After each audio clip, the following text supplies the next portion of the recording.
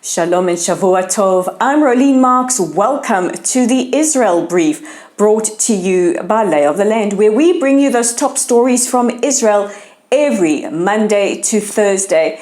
And for those of our viewers or readers who are in the United Kingdom or across the EU, we hope that you're keeping safe. We know that there is quite an extensive heat wave right now, a lot of fires across the continent, and we just want to make sure that you are all safe and sound. So let's get into those top stories, and we begin with the big story of last week, which was US President Biden's visit to Israel and then Saudi Arabia. So when we finished last week, the president was on his way to meet with participants in the Maccabi Games, also known as the Jewish Olympics. This was after he received the Presidential Medal of Honor from Israeli President Isaac Herzog. The president met with US participants and he watched the opening ceremony of the Games. But the next day it was off to Bethlehem, where he met with Palestinian Authority President Mahmoud Abbas. And in a joint press conference, the president said that the ground was not ripe yet for a two-state solution. However, the Palestinian Authority president did have some demands of his own. The first demand he made is that the Palestinians want a consulate in East Jerusalem. This cannot happen without the permission of the State of Israel. The other big issue was he wanted an end to the occupation. And the third was they demand that Israel be held accountable for the death of Al Jazeera journalist Shireen Abu Akleh. Now, just a reminder that both the Palestinian coroner's autopsy as well as the independent US investigation of the ballistics of the fatal bullet that killed Abu Akleh proved to be inconclusive. And while it could have come from either side, we just want to reiterate here at Lay of the Land that the IDF does not target and assassinate journalists. An empty chair was kept open in memory of Abu Akleh. The president then made his way to Ben Gurion Airport for departure and a short ceremony where he was bid farewell by the president, Prime Minister Lapid and various other officials. Just after that, Prime Minister Lapid addressed the incredible news that we received last week, was that the Saudis had agreed to opening their airspace to all Israeli overflights. Now, this is really great if you're traveling to Israel or traveling from Israel to places like Australia, New Zealand, India, Thailand, all that part of the world. Your travel time, your fuel costs, and perhaps the price of your tickets will be significantly reduced.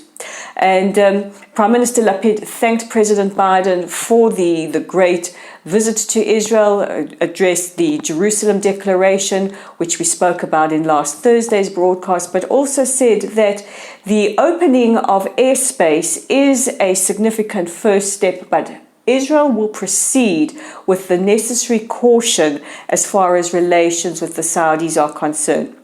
I think many of us have been very optimistic over the last months because we see some overtures coming, but we can't forget the region that we operate in and the cultures that we operate in, and that normalization, which many of us believe will eventually happen, will take place and will proceed very slowly and with caution. President Biden landed later that day in Jeddah, Saudi Arabia, fist bumping the Saudi leader. In a joint press conference, the president took aim at the Saudis by speaking about or referring to Khashoggi, the journalist who was killed, and in turn, the Saudis jabbed back by talking about Shireen Abu Akleh. Were there significant achievements? There were small achievements, small milestones gained, but this wasn't a trip where there would be big, massive diplomatic gains.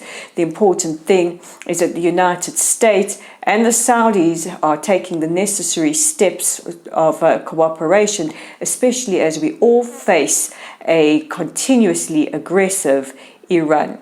From Israel's perspective, we weren't expecting any major gains During this trip, however, we were very happy with a lot of the optics, a lot of the quotes, including the president referring to Jewish indigeneity, as well as saying that he is a Zionist, and the Jerusalem Declaration, which cements the aid as well as the relationship between our two countries. We also can't forget that Israel right now is in a precarious position. We are on the road to elections, and our caretaker government is in place at the moment until such time the elections are held.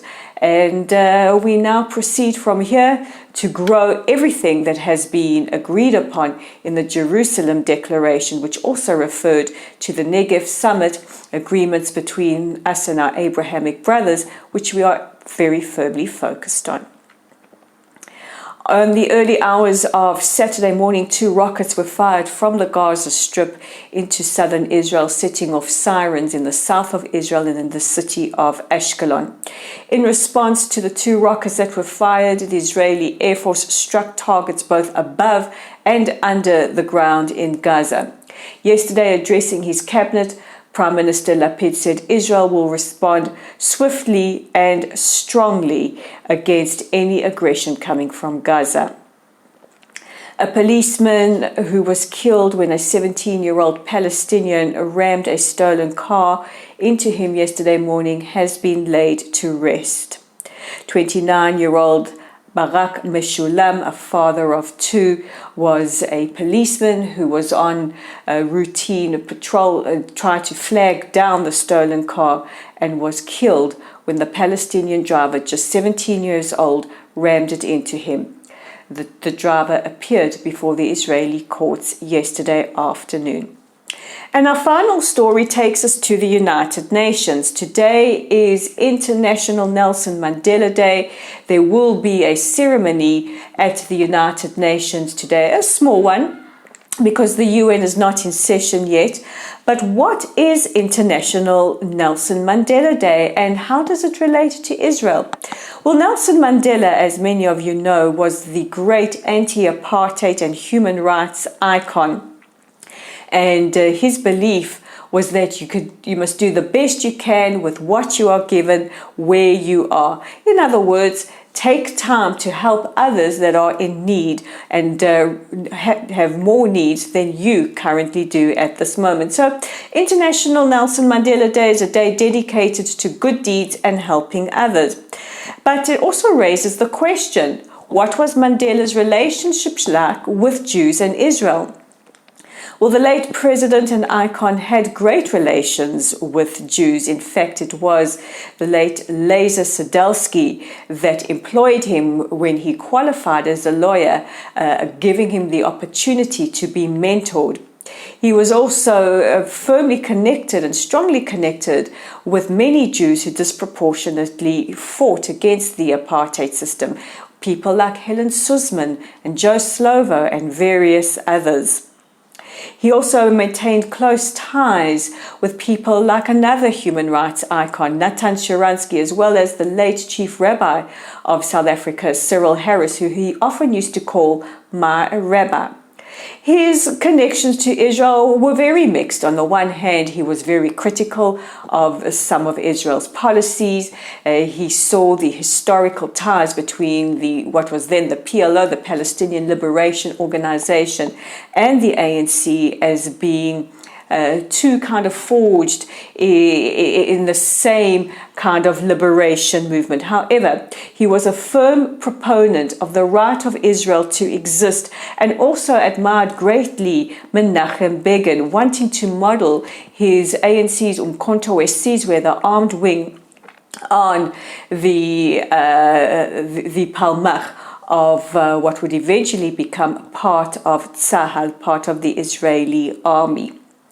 The BDS movement have tried to co-opt his legacy by saying that Nelson Mandela said we won't be free until the Palestinians are free. And while he did say that, he also spoke about Israel's right to exist within safe and secure borders.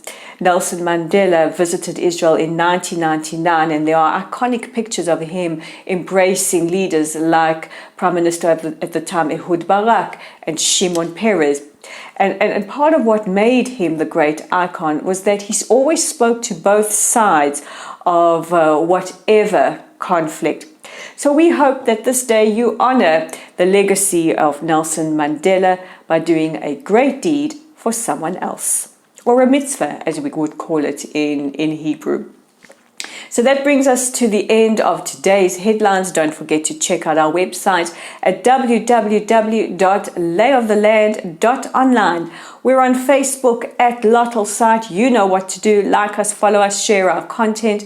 We're on YouTube at The Israel Brief. We would love it if you hit that red subscribe button so that we can get the news from Israel out to as many people as possible, and you play a big role in helping to make that happen. And of course, we're on Twitter at Lay of the Land 5. I'm Rolene Marks. This is the Israel Brief. Thank you for watching, and we'll see you again tomorrow.